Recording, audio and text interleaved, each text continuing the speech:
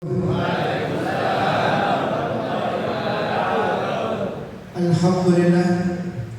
Rabbil alamin wa bihi nasta'in ala umuri dunya wa din. Allahumma shalli wa sallim ala sayyidina Muhammadin wa ala alihi wa sahbihi ajma'in, wa ba'du. Ibadil kiram, hadratil muhtaramin, jami'il asatidz asyraf ahibba rahimahullah, yang kita muliakan, yang kita hormati, DKM kita, kiai kita, sesepuh kita, orang tua kita, mudah-mudahan semuanya dalam keadaan sehat walafiat, dimudahkan segala urusannya, diangkat derajatnya, dan mudah-mudahan pagi hari ini Allah ridhoi kita dalam kebaikan. Amin ya rabbal alamin. Jamaah silaturahmi subuh gabungan, mudah-mudahan semuanya dalam keadaan sehat walafiat. Insyaallah pagi hari ini merupakan pintu ilmu yang bermanfaat buat kita. Allah jadikan kita orang yang diridhai Allah Subhanahu wa taala. Amin ya rabbal alamin. Saya minta izin duduk di atas, Pak, biar kelihatan. Alhamdulillah, sedikit kita pengen berbagi ilmu yang mudah-mudahan bisa jadi kemanfaatan dalam hidup kita sehari-hari. Dalam Islam, Allah Subhanahu wa taala mengajarkan atau memberitahu ada orang-orang yang akhiratnya Allah hilangkan dalam hidupnya. Dia tidak punya lagi akhirat dalam hidupnya. Dia tidak punya lagi yang namanya akhirat dalam hidupnya. Akhiratnya hilang dalam kehidupan sehari-hari. Kok bisa begitu, Ben? Akhirat hilang? Iya. Mereka lah orang-orang yang Allah sebutkan ciri-cirinya dalam Al-Quran, yang karena sibuknya aktivitasnya hari-harinya dengan dunia menyebabkan dia tak punya lagi akhirat dalam hidupnya. Dan inilah orang-orang yang celaka kata Allah Subhanahu wa taala. Pagi hari ini kita belajar sedikit siapa orang-orang yang akhiratnya hilang dalam hidupnya sehari-hari sehingga dia tidak lagi memiliki akhirat dalam hidupnya. A'udzubillahi min dzalik. Dan Allah jaga kita insyaallah. Hilangnya akhirat di dalam jiwa seseorang itu disebabkan karena jiwanya terlalu condong kepada dunia. Jiwa yang terlalu nunduk kepada dunia menyebabkan hilangnya akhirat dalam jiwa. Dia merasa dia hidup dengan umur yang panjang. Dia gak ingat yang namanya kematian. Dia gak ingat yang namanya kematian. Maka tanpa disadari akhirat akan hilang dalam dirinya. Makanya jamaah subhanahu oleh Allah Subhanahu wa taala, Allah memberikan hak kita yang adil. Siapa orang yang diberikan hak di dunia, maka juga dia pasti diberikan hak di akhirat. Siapa orang yang dicabut haknya di dunia, maka dia akan dicabut juga haknya di akhirat. Makanya kita disuruh seimbang, walaupun sana sih bergabung dunia. Jangan sampai dunia kita lebih condong terhadap akhirat kita. Alhamdulillah, mudah-mudahan Allah jaga kita insyaallah semuanya. Dalam Al-Quran, Allah Subhanahu wa taala menjelaskan di dalam surat Maryam ayat 50, di mana Allah menyebutkan ciri-ciri orang-orang yang akhiratnya hilang dalam kehidupan sehari-hari. Siapa mereka? Fa khalafa min ba'dihim khalfun adha'u. Allah Subhanahu wa taala menjelaskan ciri-ciri orang yang akhiratnya hilang. Khalfun adha'u shalah wa tabau syahwat fasawfa yalqawna ghayya. Orang yang akhirat hilang yang pertama Allah sebutkan ciri-cirinya. Siapa mereka? Khalfun adha'u shalah. Orang yang selama hidup di dunia kebiasaan ngentengin sholat, ngegampangin urusan sholat, meninggalkan sholat. Itu ciri yang pertama. Ketika sholat sudah tidak jadi prioritas dalam hidup dia, maka tandanya dia sudah kehilangan akhirat dalam hidupnya. Akhirat sudah mulai menipis dalam jiwanya. Akhirat sudah mulai hilang dalam raganya. Mudah-mudahan Allah jaga kita insyaallah. Jadi kalau sudah mulai mengentengkan sholat, sudah mulai menggampangkan sholat, maka apa yang terjadi?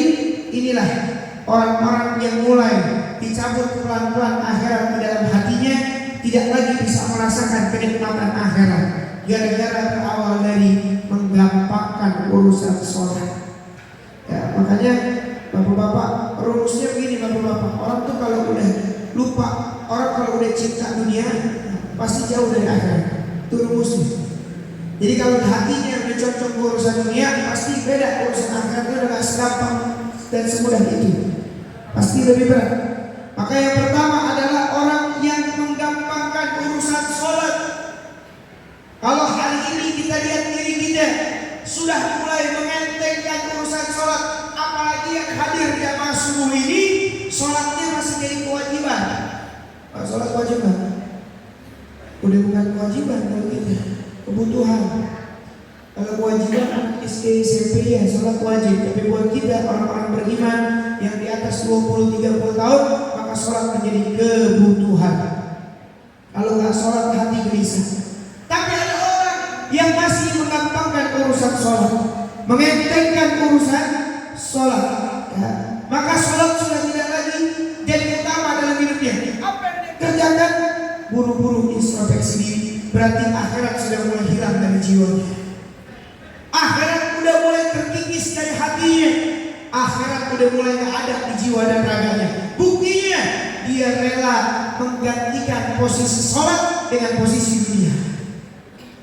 Dia rela memposisikan sholat dengan posisi urusan pribadi. Mudah-mudahan Allah jaga kita semua insya. Itu baru menggampangkan, apalagi kalau udah gak sholat. Ya Allah, mudah-mudahan Allah jaga kita semua. Ya. Maka orang kalau udah meninggalkan sholat karena dunianya, karena cari rezeki, dan karena cari urusan-urusan kehidupannya, maka kebaikan-kebaikan dia akan mulai hilang secara tidak langsung, akan mulai terkikis pelan-pelan. Berawal dari urusan sholat. Makanya dikatakan oleh para ulama apa? Ya, tanda-tanda terkecil kemunafikan seseorang itu dimulai dari tanda dia menjawab panggilan sholat. Pertama dimulai dari bagaimana dia merespon suara panggilan sholat. Allahu Akbar, Allahu Akbar. Itu respon pertama menjadi penentu bagaimana imannya dia kepada Allah. Ada orang suara azan dia teriak apa? Di sound system nggak bisa diputusin, suaranya berisik amat. Begitu kadar iman. Nggak bisa dikecilin speakernya. Begitu kadar imannya. Tapi kadar iman orang yang ketika mendengar panggilan Allah, Allahu Akbar, Allahu Akbar, dia menjawab dengan jawaban yang istimewa, mendengar dengan bentuk penghargaan yang tinggi. Begitulah kadar iman dia. Begitulah kadar dunia dia. Ayo mudah-mudahan Allah jaga semuanya insyaallah. Allah lindungi kita semuanya. Jangan sampai Allah jadikan kita lupa sama urusan akhirat kita semuanya. Amin. Yang kedua, ciri-ciri orang yang akhiratnya hilang, wadabau syahwat. Orang yang lebih mengedepankan urusan nafsunya daripada urusan agamanya, daripada urusan akhiratnya. Dia lebih mengedepankan urusan syahwat. Contoh, bangunin subuh. Nafsunya bilang akan tidur, dia tidur lagi. Ajan zuhur, nafsunya bilang entar aja, dia entar lagi. Ini lebih mengutamakan syahwat daripada urusan akhirat. Ini kalau orang lebih mengedepankan urusan syahwat daripada urusan akhirat, berarti pelan-pelan akhiratnya mulai hilang. Ya, ngaji, hadir di pengajian forum jamaah subuh, kalau diturutin mah enakan selimutan hari Minggu di rumah, enakan nongkrong sama anak bini hari Minggu libur di rumah. Itu kalau menurutin syahwat hawa nafsu. Tapi kita kalahkan itu buat akhirat kita, berarti kita masih punya akhirat. Kalau diturutin pagi-pagi anaknya ngapain, ngerokok, ngopi, itu enak tuh. Tapi kita lebih pilih ngaji. Sebab kenapa? Kita gak ikutin urusan syahwat. Sebab kalau ngikutin urusan syahwat, setan lebih berjuang untuk tidak orang dapat kebaikan. Setan nggak mau kita ngaji, setan nggak mau kita sholat, setan nggak mau kita dapat kebaikan. Setan lebih milih kita untuk ikutin keburukan hawa nafsu kita. Itu fungsinya setan yang Allah ciptakan, emang begitu kerjaannya. Tapi alhamdulillah kita kalahkan itu semua. Demi apa? Demi menyelamatkan akhirat kita. Berarti akhiratnya masih ada. Di luar sana Pak, ada yang jam segini masih tidur, ada nggak? Ada. Ada yang jam segini masih molor, banyak. Ada yang disuruh ngaji tutup kuping nggak mau.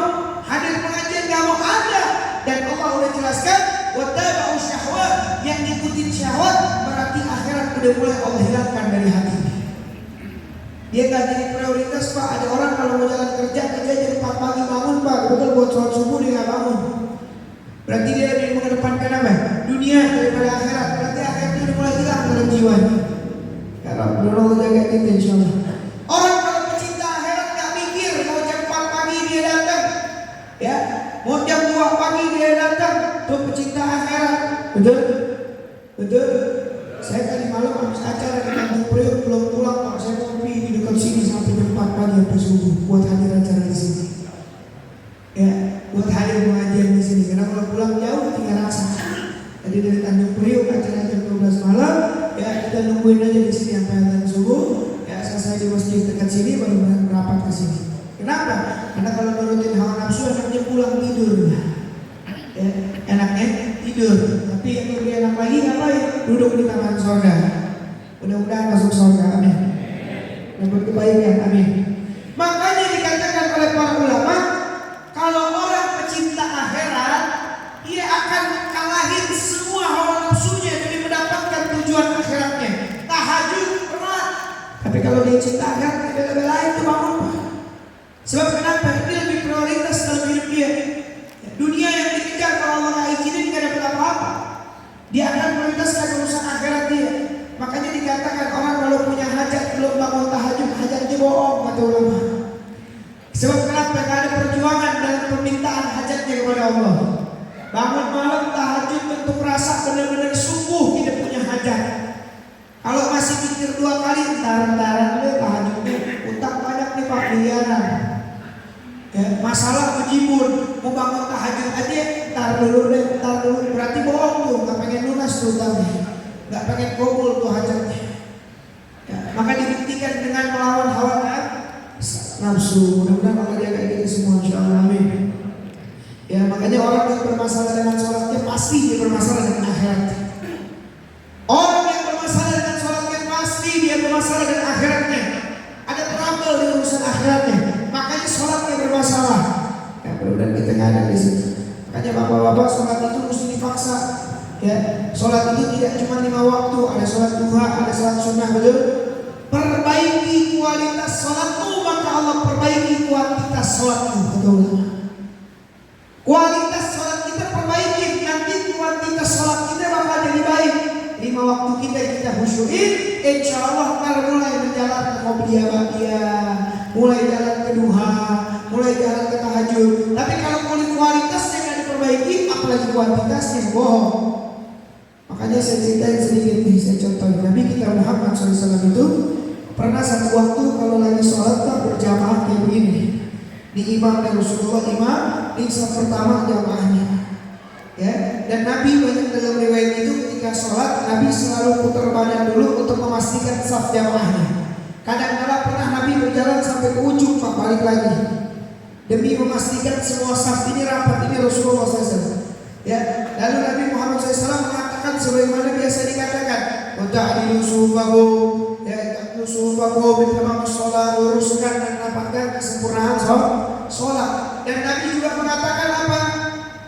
Nabi katakan sebelum takbir, Nabi ucapkan, jadikan seakan-akan ini sholat terakhir buat kalian. Jadikan seakan-akan ini sholat terakhir buat kalian. Saking Nabi selalu mengingatkan, ayo perbaiki kualitas sholatmu, maka Allah akan perbaiki kualitas sholat kita. Perbaiki khusyuan sholat kita, maka Allah akan perbaiki kualitas sholat kita, kuantitas sholat kita. Sampai Nabi bilang apa? Makanya saya kalau jadi imam di masjid-masjid pasti saya praktekin. Jamaah sekalian, jadikan seakan-akan ini sholat terakhir buat kita. Pasti lebih khusyuk sholat terakhir. Belum tentu keluar dari sini panjang umur. Ya, mudah-mudahan saya panjang umur semuanya insyaallah. Jadi kebaikan semuanya insyaallah, mudah-mudahan. Maka Nabi selalu begitu Pak. Tahu ta'adilu, ya ta'adilu tarasu hadu bahaina manaqibi wa aqdam. Nabi selalu itu. Apa Nabi kita bilang apa? Wassallu salatal mawaddi. Salatlah kalian seakan-akan ini salat terakhir buat kalian. La salata ba'daha, yang seakan-akan enggak ada salat lagi setelah salat ini. Ya, jadi kita kalau salat zuhur Pak, yakini bahwa ini seakan-akan salat terakhir ini. asar juga begitu, maghrib juga begitu. Insya Allah sholat kita khusyuk di hadapan Allah Subhanahu wa Ta'ala. Ya, mudah-mudahan jaga kita insya Allah semuanya. Amin. Ya, makanya suruh perbaiki kualitas sholat kita. Nanti insya Allah kualitas kita diperbaiki. Ini bapak-bapak yang di sini insya Allah semua sholatnya sudah luar biasa, subuhnya itu berjamaah. Amin. Ya, berarti harus tambahin sama sholat duha. Ya, sholat duha itu kata Nabi Muhammad ada 360 persendian dalam tubuh, yang itu semua harus dikeluarkan sedekahnya, dan cara mengeluarkannya dengan sholat duha. Itu sedekah rasa syukur kita terhadap tubuh kita yang sehat. Sholat 2 rakaat, dan gak harus dalam keadaan di masjid, mau di rumah boleh, di jalanan, di mobil boleh, mau sambil duduk boleh, atur, yang penting jangan tinggalin duha. Kata Nabi Muhammad SAW dalam hadis, Ibni Adam irka'li arba'a raka'atin min awal nahar ufiya lahu akhiruh. Wahai anak Adam, kata Nabi, sholatlah kalian 4 rakaat kepada Allah di pagi hari, maka Allah bakal cukupin rezeki kalian di sore hari. Itu janjinya Nabi Muhammad. Kalau yang rajin doa insya Allah rezekinya barokah. Ada pagi-pagi yang ingat duha harus jam 9. Ba'da isyraq syuruk lebihin sedikit 10-20 menit, lanjut sholat isya, habis itu lanjut duha sudah boleh. Masalah setengah 7 mau duha boleh, jam 7 mau duha boleh, walaupun afternya jam 9. Afternya jam 9, tapi mau sholat jam 7 boleh, jam 8 boleh, jam 9 boleh. Yang penting jangan tinggalin duha demi menjaga kuantitas ibadah kita kepada Allah. Insyaallah barokah semuanya, amin. Ya, jadi kebaikan. Maka Allah bilang dalam Al-Quran apa? Qad aflahal mu'minun. Beruntung orang-orang mukmin. Siapa orang-orang mukmin tersebut? Alladzina hum fi sholatihim khusyu'un. Dia yang sholatnya khusyuk, yang sholatnya hadir hatinya sama Allah, yang sholatnya hadir tulus sama Allah. Ini orang-orang yang akhiratnya luar biasa. Kemudian Allah berikan buat kita insyaallah. Ya, makanya jamaah hidup ini kita yang atur. Jamaah orang tak boleh ngatur, betul? Kita yang ngatur hidup kita sendiri. Jadi kalau kita bilang hari ini saya nggak sempat, Habib bukan salah orang, salah kita. Sebab kita udah dikasih kepemimpinan sama Allah untuk mengatur. Waktu dibebasi, badan dibebasi, pikiran dibebasi. Kita disuruh mimpin diri kita sendiri. Jadi gak layak seorang beriman kalau bilang saya gak sempat. Kapan ente yang mimpin juga? Waktunya udah dibebasin sama Allah. Allah udah kasih waktu. Mau sholat jam 8 boleh, mau sholat jam 9 boleh, bebas. Kalau itu masih gak sempat juga, bagaimana pertanggungjawaban kita di hadapan Allah atas waktu yang Allah berikan? Ya Rabbul Allah jaga kita insyaallah. Ya, nah ini penyebabnya apa bapak-bapak yang bikin waktu kita gak sempat? Karena wada'atu syahwat. Karena kita terlalu ngikutin urusan syahwat. Jam 8 nih enaknya sarapan, Kang Bubur udah nungguin. Beli dulu deh bubur, beli dulu tempat sayur, nasi belum dah. Dan habis makan baru duha. Begitu habis makan perut begah nyender. Mau sholat mikir 2 kali. Apa penyebabnya? Wada'atu syahwat. Kita terlalu mendepankan urusan syahwat, urusan nafsu, urusan keinginan, sampai akhirat kita gampang-gampangin. Ya Allah jaga kita semuanya. Jadi bapak-bapak kalau mau belajar bagaimana Allah ngajar Al-Quran, kalau ada yang kontrak dengan kebaikan, fokus untuk kebaikan. Ya, insya Allah setan mundur tuh paling badan. Ya, nggak mempan. Ya, nggak mempan. Contoh pagi-pagi disuruh sedekah, duit 2.000. Kalau gue keluarin 2.000, gue nggak bisa sekarang jalan ke masjid kagak ada duit nih. Tapi kalau gue punya 10.000 bakal isi bensin. Hati pengen sedekah 10.000, tapi bensin sudah kedip, motor nyala. Ini setengah hati, setan bakal bilang apa? Nggak usah. Tuh kalau orang beriman, gua keluarin, biar setan mundur balik badan. Ntar mogok, biarin. Yang penting yang ikutin nafsunya setan. Dan tidak mungkin Allah kecewakan orang yang mengikuti Allah. Mustahil. Allah pasti kasih jalan keluar buat orang yang bertakwa. Mudah-mudahan Allah berkahi kita semua insyaallah. Ya makanya jemaah semua udah hawa nafsu itu siapa? Orang-orang yang gak beres sholatnya. Yang sholatnya berantakan itu kan hawa nafsunya. Apa contohnya? Saya kasih contoh nih, udah hawa nafsu. Sholat, Assalamualaikum warahmatullahi. Assalamualaikum warahmatullahi. Alhamdulillah. angkat kaki jalan. Wala dzikir, wala wirid, wala tadzkir, enggak ingat Allah, sejadah ke api neraka sampai buru angkat kaki saking panas. Kenapa? Dia punya hati sudah muallaq kepada sesuatu. Ntar kalau gua kesiangan gimana? Ntar kalau kerjaan gua nggak beres gimana? Ntar kalau gua ditungguin orang gimana? Dia korbankan waktu dia dengan Allah untuk dunianya. Padahal waktu sama Allah tak disuruh 24 jam kali 7. Waktu sama Allah ada waktu-waktu tertentu yang itu pun masih dikorbanin buat dunia. Bentar, 5 menit aja gue sholat, habis itu gue ketemu dulu lagi, habis itu kita ngopi lagi, sholat, habis sholat, Assalamualaikum, jalan. Allah cuma minta sebentar untuk penghambaan kita kepadanya, tapi tetap kalah sama hawa nafsu kita. Jangan sampai akhirat kita hilang, ya Allah jaga kita semuanya. Jangan sampai Allah hapuskan akhirat dari hati kita. Ya, pengen cepat-cepat menyelesaikan akhirat untuk dunia. Untuk dunia, orang sholat di masjid, datang kajian di masjid, hati udah gelisah, kapan kelar di pengajian, pengen cepat-cepat nyelesain akhirat untuk dunia. Ini penyakit wadar syahwat, penyakit syahwat yang merajalela ketika dia tinggalkan, dia korbankan di akhirat untuk dunianya. Masih kurang kata Allah dunianya berjam-jam, timbang bentar doang, masih tetap otaknya nggak ada di situ. Allah jaga kita insyaallah. Dulu zaman Nabi Musa ada orang Pak, tiap hari doa Allah kagak dijabah. Datang ke Nabi Musa, wahai Musa, kalimullah, tanyakan Allah, kenapa saya doa tiap hari nggak dikabulin? Saya munajat nggak dikasih sama Allah.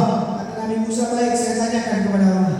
Lalu Nabi Musa bilang, ya Allah, abduka fulan bin fulan, kau punya hamba fulan bin fulan, yad'uka kulla yaumin, tiap hari doa dan istajib doa, tapi belum diijabah ya. Apa kata Allah?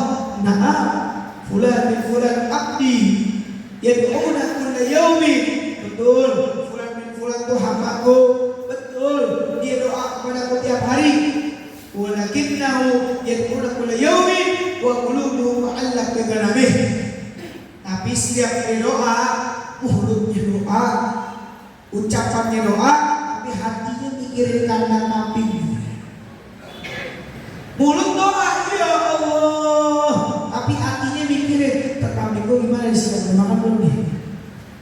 Dan itu disebutkan dalam kitab Fadhil Mukhtar, dijelaskan bahwasanya ada orang-orang yang kadang-kadang Allah tidak ijabah. Sebab kenapa?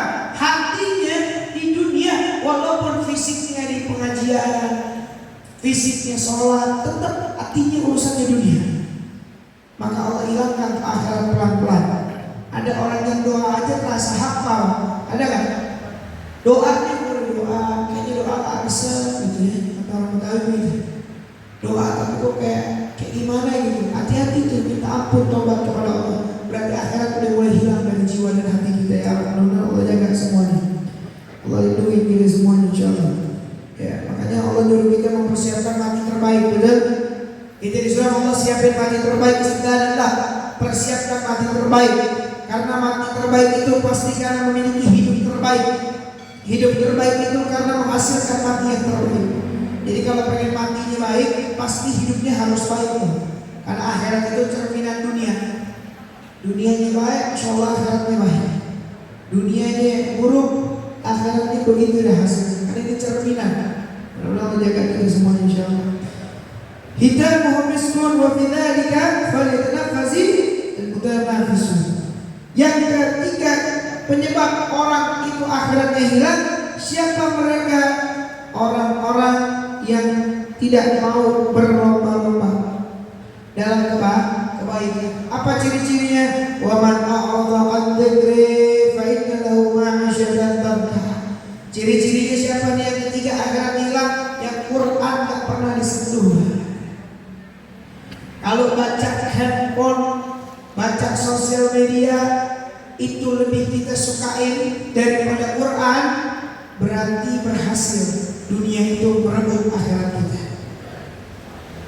Main TikTok sampai puluhan jam, buka baca inian berjam-jam.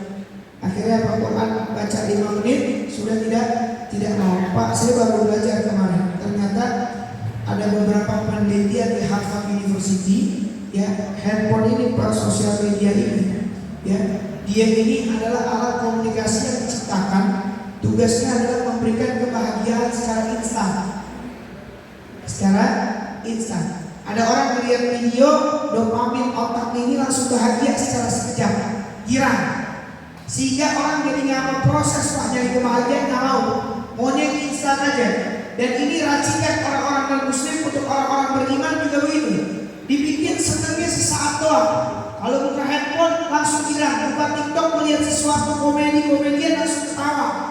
Sehingga kebahagiaan ini bisa diciptakan secara instan, nggak perlu capek-capek. Apa efeknya? Baca buku nggak betah, Pak.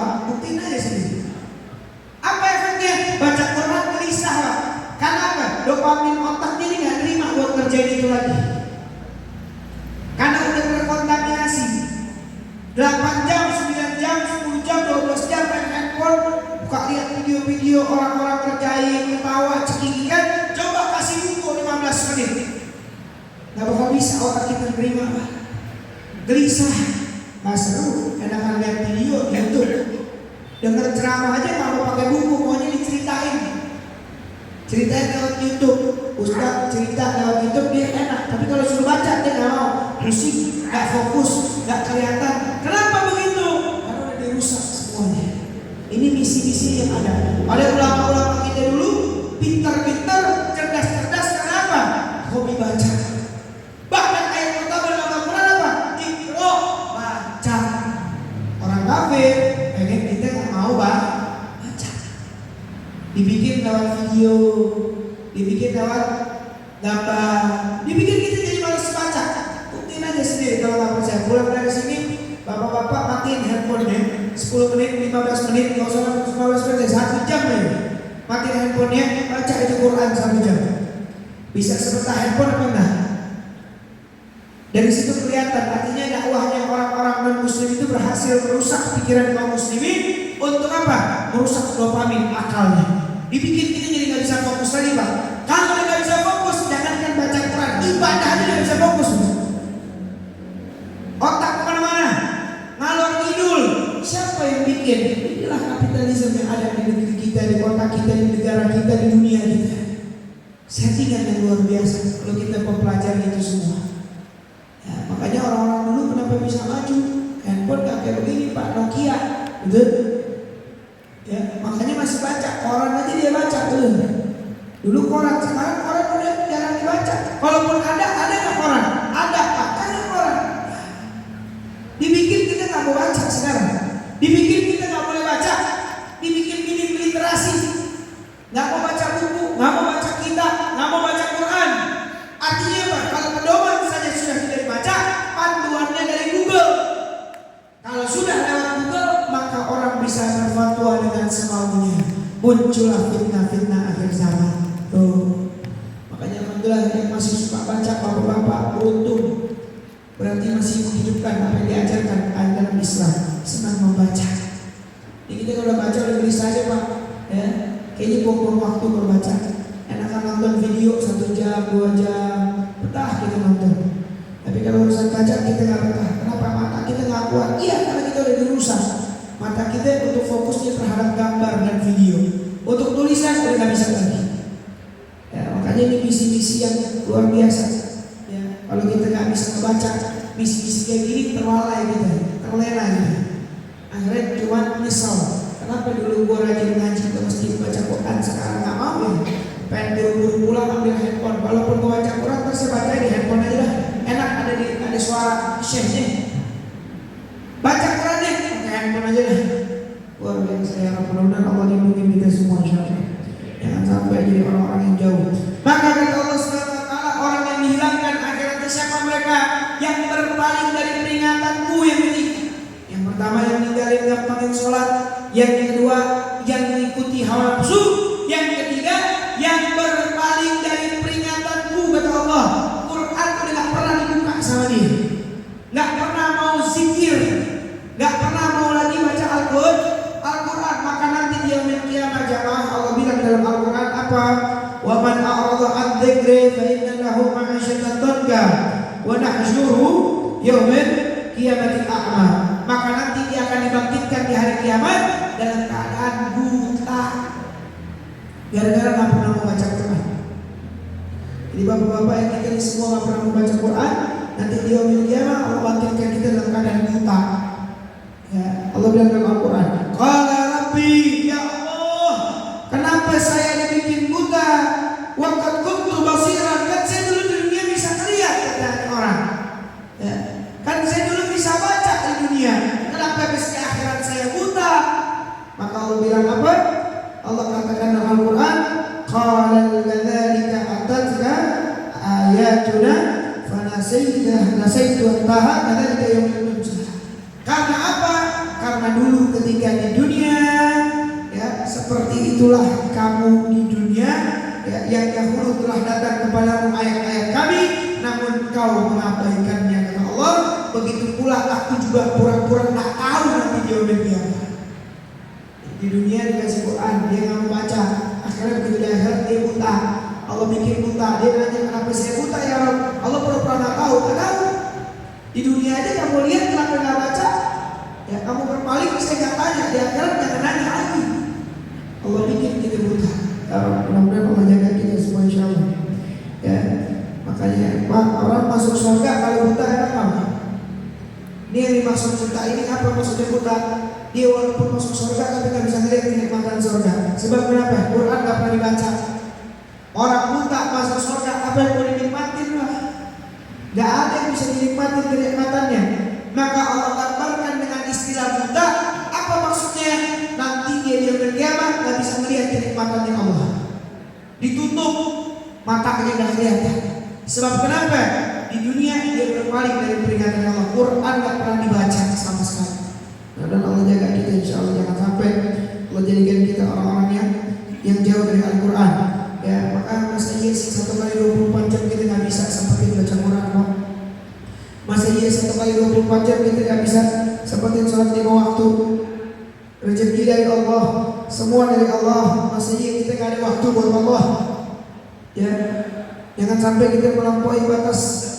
Ikhwan semuanya jangan sampai.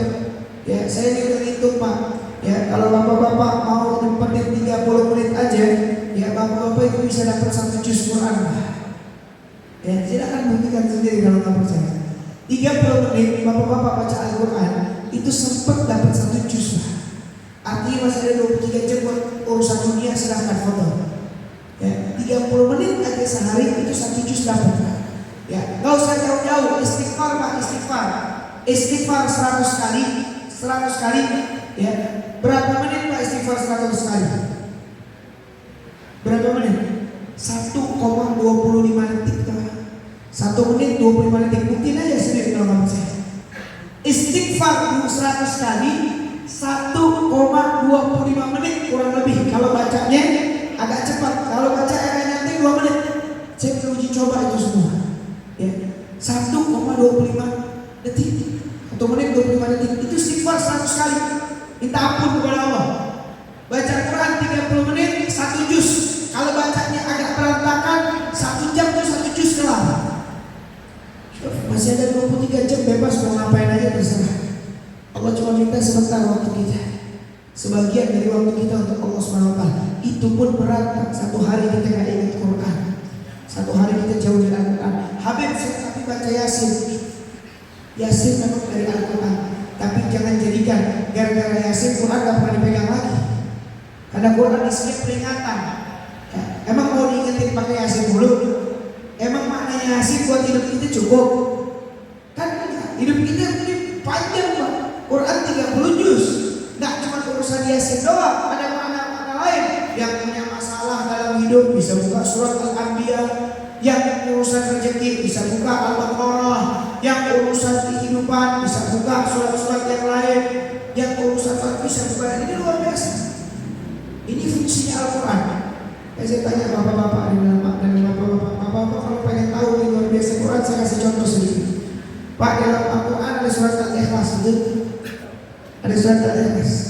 Ya. Di dalam surat Al-Ikhlas itu menyebut kalimat ikhlas apa? Ada kalimat ikhlasnya enggak? Enggak ada.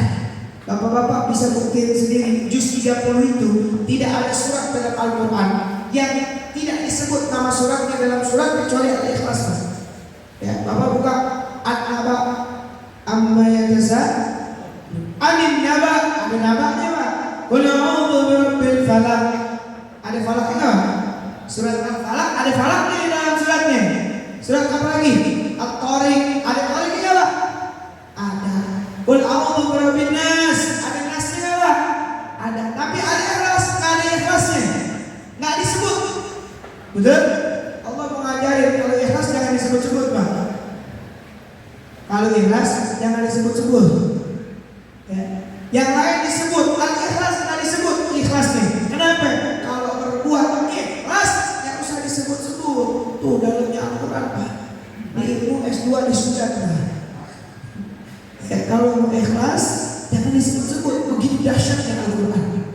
Ya, makanya selagi kita masih punya kesempatan kaji Al-Quran, insya Allah dapat ilmu yang bermanfaat dari Al-Quran. Ya Pak, dunia ini sementara, akhirat yang selamanya. Ya, nikmat itu cuma sampai leher Pak. Bapak minum air, kita minum air ini enaknya di leher. Habis itu masuk ke perut, kita nggak lihat tuh air kemana lagi. Ya, sifatnya sementara. Ada orang berzina 15 menit, 30 menit dia nikmatin, habis itu dosanya yaumil qiyamah. Kadang-kadang dunia itu sekejap Pak. Kita makan duit orang, kita kasih makan anak kita dari duit yang haram. Ajib, enak, tapi kita lupa efeknya sampai hari kiamat. Kalau bicara urusan dunia, kalau nggak berhati-hati, dunia kita membahayakan akhirat kita. Makanya jadikan dunia ini menyelamatkan akhirat kita, bukan justru membahayakan akhirat kita. Caranya gimana? Akhiratnya jangan sampai hilang. Gimana mau nyelamatin akhiratnya kalau akhiratnya nggak ada? Apa mau diselamatin? Kita belajar, mudah-mudahan Allah jaga kita semua insya Allah. Ya, gitu. Makanya saya pengen ingat akhirat. Gimana mau ingat kalau akhiratnya nggak ada? Apa yang mau ingat? Udah hilang akhiratnya. Ya, makanya bapak-bapak, ya kalau dikasih 100 miliar antum ya mau beli semua nafsu kita ya, apakah puas? Kata Nabi dikasih satu Uhud, satu gunung yang Uhud, gunung yang gede. Itu kalau orang dikasih satu gunung, di sini bakal minta gunung yang kedua Pak. Itu manusia kalau menuruti nafsu nggak ada habisnya. Ya, dikasih rokok sebungkus, berarti minta rokok lagi sebungkus lagi. Dikasih duit 1 juta, minta lagi 1 juta lagi Pak. Dikasih 50.000, dia jadi 100.000. Dikasih mobil, Avanza dia jadi BMW. Dikasih BMW, kadang-kadang apa kayaknya. Dikasih apa, kapan gue punya Ferrari. Itu kalau untuk nafsu Pak. Ya, nggak akan ada cukupnya. Yang bikin cukup cuma satu. Siapa? Akhirat kita yang bisa cukupin kehidupan kita. Kalau akhiratnya nggak ada, begitu berangkat pagi pulang malam, berangkat lagi pulang malam. Udah pagi ketemu malam, syukur aja nggak pernah ketemu Pak. Kalimat syukur. Kurang mulu bawaannya. Apa yang menyebabkan kurang? Hawa nafsu. Wadabatu syahwat. Hati-hati berurusan syahwat Pak. Nafsu ini bukan urusan nafsu akan perempuan Pak. Nafsu ini urusan syahwat. Apa lagi mau kita beli, apa lagi mau kita ambil, apa lagi mau kita makan, mikir aja nggak sempat. Yang penting sikat urusannya nafsu. Setan berlomba-lomba untuk itu. Dan Allah jaga kita semua insya Allah. Allah lindungi kita semua insya Allah.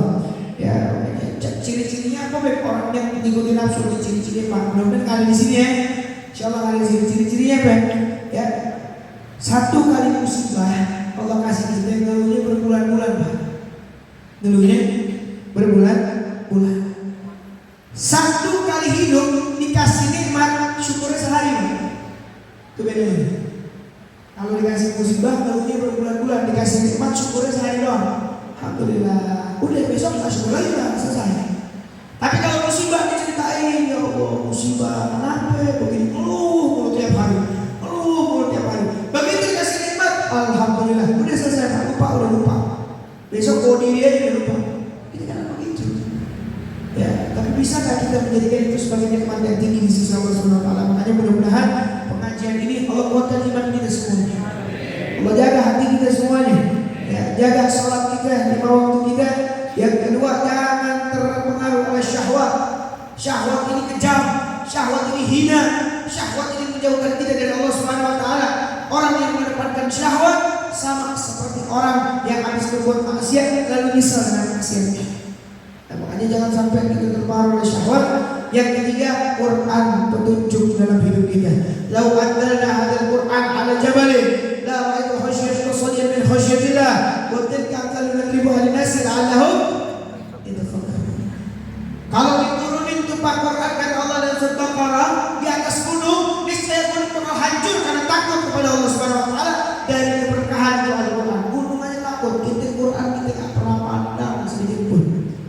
apalagi kita baca, apalagi anak kita baca Iqra aja kan kelar-kelar gitu punya anak kan yang begitu. 1, 2, 1, 2, 1, 2. Saya dulu pondok Pak waktu di Hadramaut ya, umur kita yang 16 tahun waktu pondok ya, samping kita adalah kecil umur 11 tahun. Kita ngapalin 5 juz, diketawain orang kecil, ya baru 5 juz. Baru 5 juz. Katanya umuran kamu tuh harusnya sudah selesai, karena kami itu kalau umur kami aja sekarang udah 19 juz ya. Masa kamu yang udah umur 16 tahun belum kelar?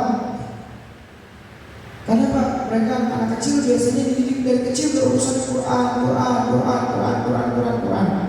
Ya mudah-mudahan anak-anak kita jadi ahli Quran, insyaallah amin. Anak-anak kita jadi penghafal Quran, insyaallah amin. Ya anak-anak kita jadi anak-anak soleh ahli Quran, kita jadi penghafal Quran, insyaallah amin.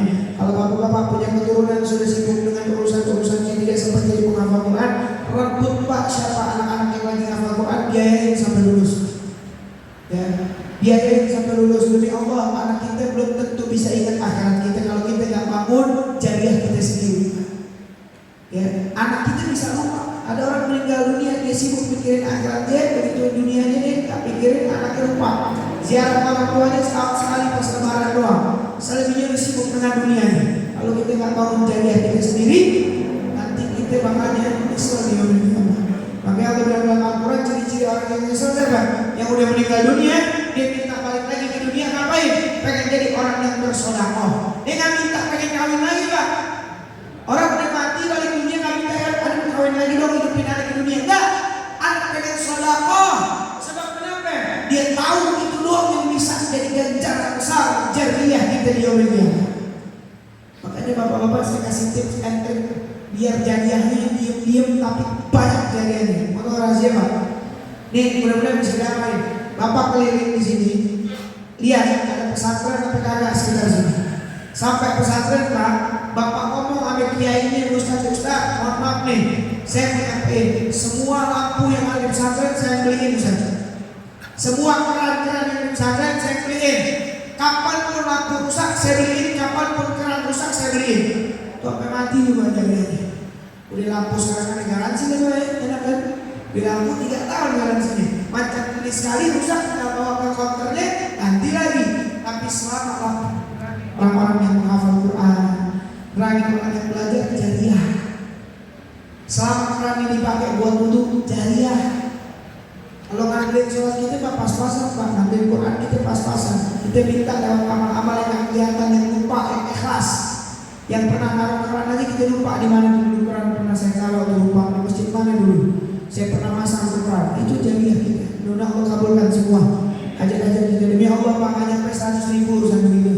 Walaupun sejuta kita semua kalau itu terang sama yang lampu gini insyaallah jadi pahala jariah. Ini kecil tapi pahalanya besar di sisi Allah. Ya, Nabi pernah ada satu orang sahabat datang bikin lampu pencahayaan.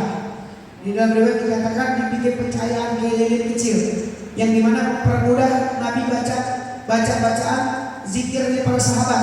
Ini orang Nabi begitu melihat ini orang bikin pencahayaan, Nabi girang, kata Nabi Muhammad SAW apabila dia bilang, andai kata aku punya anak perempuan lagi, aku nikahkan dengan kamu. Saking gembiranya, ada satu kemudahan yang memudahkan kaum muslimin dalam belajar dan menuntut ilmu. Kalau saya punya anak perempuan, saya nikahkan lagi dengan Rasulullah. Saya kira dia ada anak perempuan lagi. Saking gembiranya punya pencahayaan, apalagi lampu-lampu pesantren yang buat belajar. Ya, mudah-mudahan Allah berkahi semuanya. Insyaallah Allah akan belajar kita. Allah berikan kebaikan buat kita. Allah jadikan subuh ini penuh dengan berkah, pagi ini penuh dengan berkah, dan ilmu yang disampaikan bisa bermanfaat, bisa diamalkan, disampaikan ke keluarganya.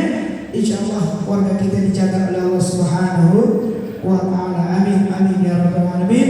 Wabillahi taufiq wal hidayah. Wassalamualaikum warahmatullahi wabarakatuh.